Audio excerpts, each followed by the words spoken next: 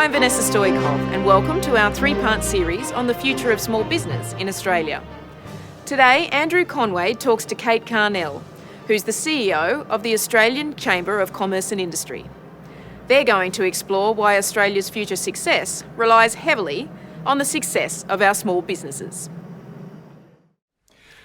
Kate Carnell, thanks for joining us. You've had an amazing career. You're having an amazing career. You've been Chief Minister, you've been a pharmacist, you are a Chief Executive of Industry Association, not-for-profits. It's an amazing curriculum vitae, resume. What's brought you to this point in your career and how have you managed to pack so much in? Look, it's fascinating. It was the things I learnt back in my small businesses that really equipped me for everything I've done since. I bought my first pharmacy when I was 25, which is quite young, but it was something that I would always wanted to do. I got brought up in a family where, Dad was a small business person. He was an accountant who started a small building company the year I was born with his brother and brother-in-law. So small business was something that was just in my blood, I suppose. I always wanted to be my own boss, and so bought that first business at 25 and I suppose learnt about staff, learnt about hard work, learnt about policy, learnt all the things that equipped me for the future. But mostly I learnt that I really wanted to change the system. I wanted to make it better for small business and better for the community generally. How do you do that except in politics? And so that experience, that upbringing in small business, you've seen it, you've lived it yourself growing up as a child in the family home, seeing your dad and your dad's business. You've seen the strains of small business at home, because it's not all rosy, as you well know, running your own business. How did those experiences inform your approach to public life in terms of seeing the fact that it is very much a personal thing, not just a business relationship? Well, I suppose what I saw with Dad's business is how small business becomes entrenched in your family, but also in the staff that work for you. They become part of your family. I know in some of the downturns, and of course it's the building industry, so there's always downturns, some of the most difficult times for my father was when people had to be let off. We had to say goodbye to some almost family members, people who'd been part of the business for a number of years. But for all of that, how much pride Dad got out of the business, how much pride he got out of having quite a number of people working for him was something that I wanted to do too. And so that aspect of adversity is really interesting because it's followed you in terms of your career, that's true. Right and wrong. I mean, you've overcome personal adversity. You've overcome, to some extent, some. There's been political drama, but there's also been significant political success and professional success and adversity. How have you managed that balance between overcoming that drama that engulfs us all, whether it's small business owners or indeed in our own personal situations? How have you gone about that from your point of view? Look, I suppose what I learnt back in pharmacy, and I'll give you a story. I was still working in my pharmacies, or one of my pharmacies, when I was leader of the opposition, fundamentally because I opened 7 days a week and I couldn't afford a pharmacist on Sundays. Something to do with those penalty rates, rates. Anyway, and I always found it really fascinating. I'd come into work on a Sunday after having a really bad week in politics. I'd been on the front page every day. Things had gone wrong. I'd walk into the pharmacy and my staff would say, "Oh, hello, Kate. How was your week?" And I'm saying, "Didn't you see it?" And they went, "No." Customers would come in and say, "Oh, I saw you on TV. You looked fine." I said, "Did you hear what I said?" "Well, maybe not." So I suppose one of the things I learned is the things that you think are just so important and so central often aren't to a whole range of other people. So just getting on with the job, staying focused, doing what you know, what your gut tells you is right. A whole lot of things don't matter. Yeah, and interestingly, that your background, your professional background as a pharmacist, is a really interesting pedigree because, of course, the job of a pharmacist is to fundamentally make people better. Yes. And it's very much the personal connection. The role that your small business as a pharmacy plays is helping people to become better. Do you think that aspect of pharmacy, in a scientific sense, then sort of rolls through into your professional sense today and also your policy approach? One of the things that pharmacy taught me is that it's personal relationships that matter more than anything else. Relationships with your staff, but also with your customers. The importance of making the people in your life feel important. And you learn that in pharmacy very definitely. Your customers, are your lifeblood, and you've got to make them want to come to your business more than anybody else's. So you've got to get to know them. You've got to care about them. You've got to empathise with them.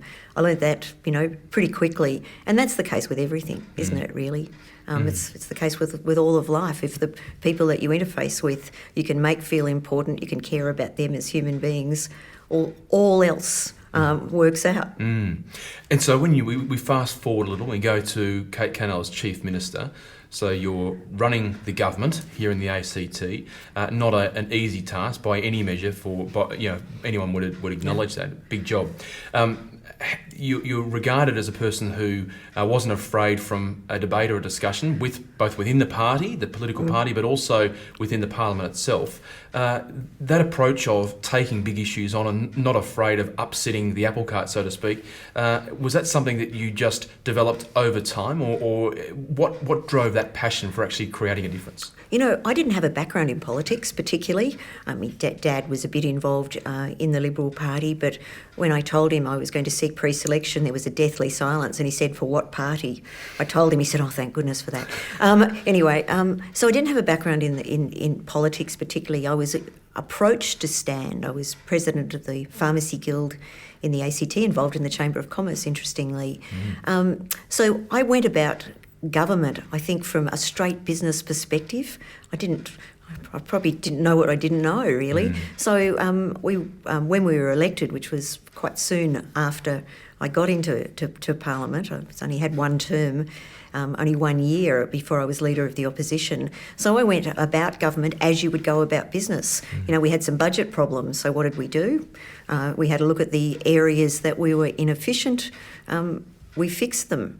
We didn't do the normal things you do in government, like a 2% across the board cut. I couldn't see why you'd do that. That means you'd be cutting efficient bits and inefficient bits.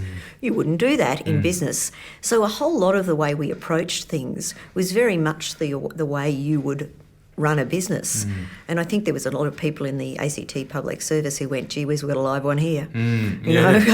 What's she doing? And interestingly, you led a minority government in that first term, which relied on your supreme negotiation skills. I mean, we know how important that can be. So was that a case of effectively learning as you went in that role of negotiating with the crossbenchers? Look, I think it was, again, just about treating people as important human beings. Just going and getting a sense of what was important to them, where they saw a win. So, in any negotiation, you've got to have win-win, don't you? So you've got to work out where their win is and work out where yours is and see where you bring it together in the middle, which is, exactly what you do in life, really. Yeah, and of course we share a passion in relation to the role that small business plays in the economy. And we've been talking about the many motherhood statements that people often trot out in relation to small business being the backbone, being the engine room. But I think the interesting point of consistency between our approaches is, of course, small business is actually about people, isn't it? Small business is about people, and people who are in small business have their houses riding on it, or they have, their personal wealth, themselves riding on their business. So I think the thing that's different about small business is the level of passion. You're not running someone else's business or something that shareholders own. You're running something that's yours, yours, your partners, a small group of people. And so, it really becomes a passion thing. It really becomes something that matters. And I think that's the reason that small business is so important. It's where real innovation can come from. It's where, right at the moment, if just a quarter of Australia's small businesses employed one extra person, we wouldn't have an unemployment problem in Australia. So our challenge is making that happen, empowering or unleashing the passion of small business and giving them the confidence to grow. Yeah, and a lot of that's about the potential of small business. And do you think Australian small business owners understand their true potential? Oh, look, I think a lot of them do, because they wouldn't have put their houses on it if they didn't have a bit of a vision, a plan on where they wanted to take their business. I think the unfortunate bit is often many impediments get in the way. You know, the paperwork, the red tape, the difficulties of employing, the difficulties in getting capital. So I think that the role of government in this place is really to get out of the way of small businesses and empower them to do what they do best, and that's run their businesses. Often government does the exact opposite. I was going to follow up with that. Do you think government, at all level, do you think governments understand the power of small business apart from just motherhoods, or do you sense that has actually changed, that we've got a bit of a paradigm shift going on with the discussions going on about the power of small business? Look, I think there is a paradigm shift, but your comment about government understanding small business is very real. Government really doesn't understand business well at all, and particularly doesn't understand small business. And it's quite understandable, isn't it? Because the people who are in government or in the public service generally have never been anywhere near a small business, have never been in a position, where it's their house riding on it, where they're responsible. So you can sort of understand why they don't.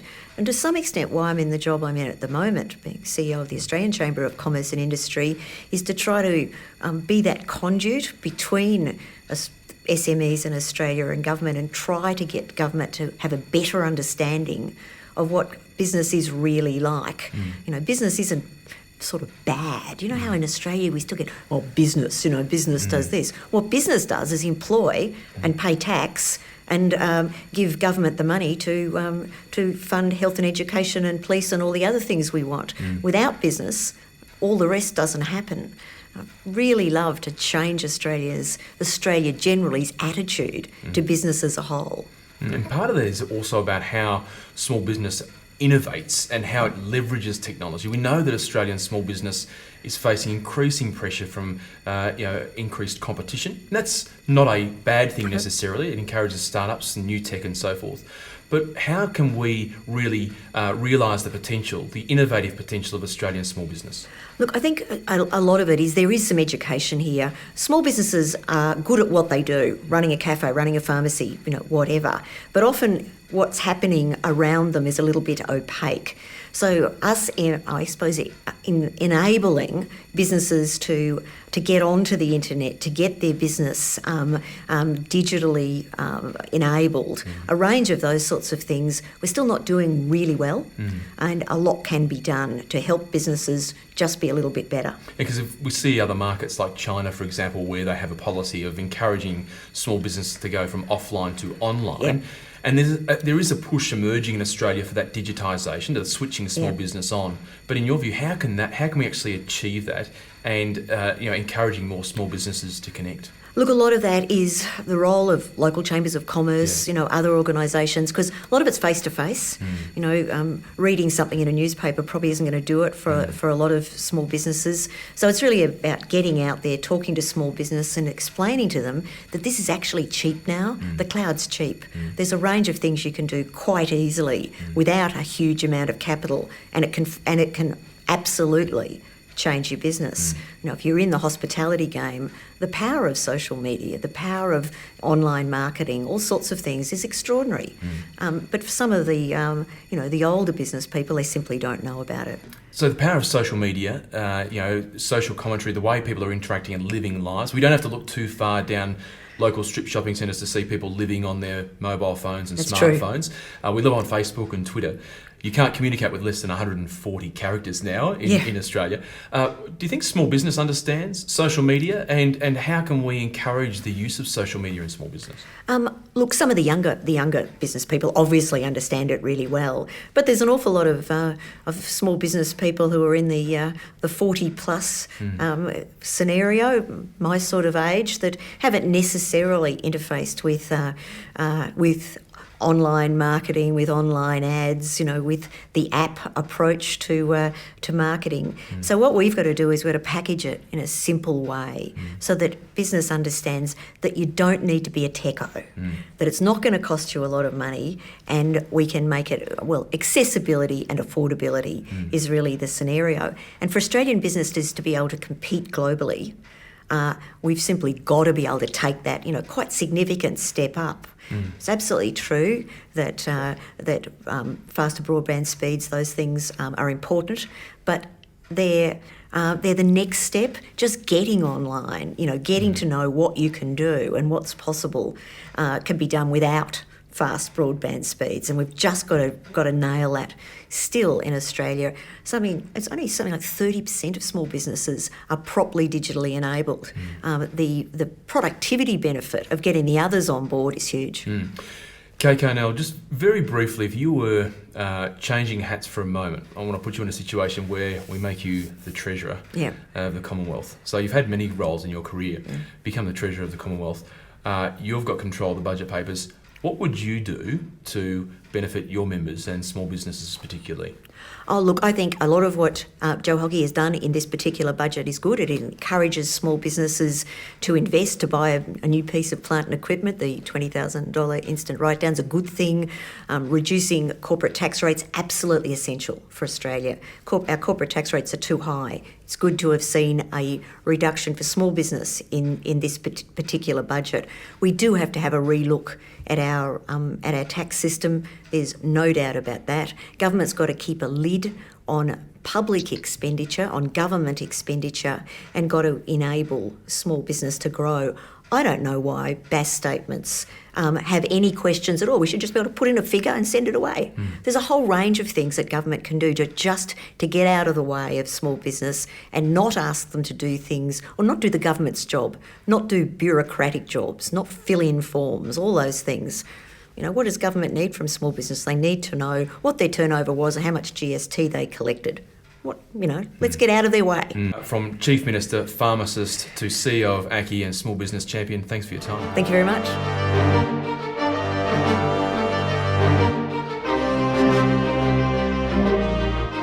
You're obviously a good communicator, and I think that's probably not the sense that people get about accountants often. They're great with numbers, but probably aren't always the best communicators. If I look back at where I've come from in my career, there was a time when all I wanted to do was be involved in public policy, and being in and around Parliament House, working from a Treasury portfolio point of view, that was where I thought life was at. One of the frustrations that I have when watching the budget unfold, and there's some good ideas in the budget, is that one side criticises the other's policy and back and forth it goes. Do you ever think that some of these ideas, and we'll talk more about the rest of the ideas in the white paper, will ever get up in a system that really has a 4-year term and is all about getting to the next term? Do you know what I really yearn for is a debate within the parliamentary scene or the government and opposition scene where somebody stands up and says, I can't guarantee I'll deliver surpluses every budget, but what I will commit to is giving you the best possible services we can afford, the best healthcare education system, the best system to support small business. And I think until we get to that stage of the country maturing to say it's not always about, surpluses are important from a credit rating point of view and paying back the government debt, that's important. But what's also important is making sure people have roofs over their heads, income coming into their pocket, and businesses that are actually supporting them in terms of small businesses in communities. So I think we need to start playing the longer game in our discourse in Canberra and in other jurisdictions around the country. State and local government have a role as well to actually shift that focus and say it's got to be a 10, 20-year horizon that we look at. Is that ever going to happen though? In a system that's ruled that's right. by polls and popularity? And four-year forward estimates. Yeah, that's right. Can it happen? Well, I think we're at a stage where I think we are shifting, but we still are very much stuck in that pothole politics where the government will prefer to fix potholes rather than build roads. And I think the challenge we have is what do we do to change that discussion and dialogue? And that's why for us the white paper is so important. It says it's industry coming to government saying we've done the work. We've analysed the opportunities and the threats to small business. Over to you, government and opposition, to support it. It should really be, but small business should not be a partisan issue. It really should be a bipartisan or multi-partisan issue. When a piece of legislation goes to the Senate, it shouldn't be debated on whether or not it's a good idea from the government. It should be debated on the basis of whether it's going to grow small business. Agreed. And I heard a question at the budget breakfast about, well, Labor chose to support welfare over business and Liberal tries to bring the budget back to surplus. But at the end of the day, we need real outcomes. Yeah, and the good thing from the opposition spokesman, he said very clearly that every budget, every federal budget, irrespective of whether it's Labor or Liberal, should support small business, should be a strong package of support for small business. That's probably the first time we've heard that bipartisan approach. It's it's welcome, but to your question, I mean, will we ever get there? I think we've got to start as a community, and that's why I think the conversation at a community level has to change and shift gear for us to look beyond the short term and look much more into the distance and say, where will the nation be if we don't unlock the potential of small business? And I've got some real fears that if Australia doesn't realise the potential of small business and give it the capacity to grow and to employ and invest and do all the things we want it to do, that our actual prosperity that we've enjoyed over the last 10, 15 years is actually under threat. So I don't want to be too glass half empty on this, but I think what we hope the policymakers understand is that by growing small business, we grow the productivity of the country and we all enjoy that prosperity. We've got softened terms of trade. So we've all enjoyed the mining boom. That's propped the economy up. That's softened now. So the economy is exposed. If we don't unleash small business, the prosperity that we've come to enjoy will be at risk. Why do you think we demand so little of our leaders? Because, how many people come out with a 20-year vision now, like some of the big decisions, superannuation, the big things we did, freeing up university education. We're not seeing those kind of monumental society-changing decisions made anymore. Can we ever get back to that? Or has the media got us to a point where polls and popularity mean that only a certain type of person will go into politics and a certain type of person will succeed in that arena? Well, I think part of it is that from a media perspective. There is a part of that in terms of what is going to feature in papers and online articles. Would you want your life sort of thrown out to the public to be explored? Yeah, I think it's tough. Yeah, but interestingly, in the recent budget handed down, the 15-16 budget, the first time ever that you subscribe to the Treasury Twitter handle to receive budget updates. Now, the challenge then is, the budget is being sold in 140 characters or less. So are we doomed? Well, I don't know. I mean, I hope we're not. Because I think the risk of us getting this wrong is profound. Yeah. I really do, and the concern is we've got issues around unemployment, issues around the growth in our as a productivity as a country that isn't just throwaway economic jargon and terminology. We've seen over the last 12, 15 years, Australia's productivity growing by around 2.2%. Now, that's been on the back of very good terms of trade, strong demand in China. Going to China recently and seeing, you'd normally see cranes on every street corner in Beijing. I counted 6 for the entire skyline of Beijing. So seeing on the ground the demand for iron ore is softening and our raw materials is softening. So what's that going to mean for our economy? In 3 to 5. In 3 to 5 years, there's going to be a lag. And so how we position, so that 2.2% growth we've seen as an economy in productivity is coming off. And for us to maintain our growth in income, because you've got to admit, Australia's a pretty comfortable place to live. Oh, it is. Life's pretty good. For us to enjoy that level of prosperity going forward, we actually need to have productivity up over 2.5%.